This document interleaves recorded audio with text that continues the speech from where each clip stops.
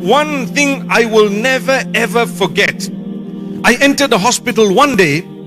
I walked to this person who was unwell, and he told me that there is this guy speaking to the sick people.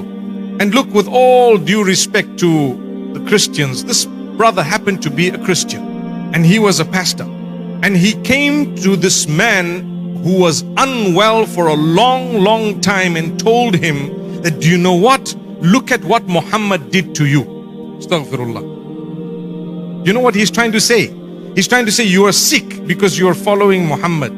What type of statement is that? Muhammad sallallahu alayhi wasallam did not do anything of that nature. The man worships Allah. He worships the Maker. He doesn't worship the Prophet. We revere the Prophet. We respect the Prophet. We follow the Prophet, but we do not worship him. There's a big difference between the two. So this man comes along to a Muslim who is sick and unwell and saying to him, look at what Muhammad did to you. How can you say that? How on earth can you say that? So he says, you know, is it true what he's saying? Now imagine he's telling me here.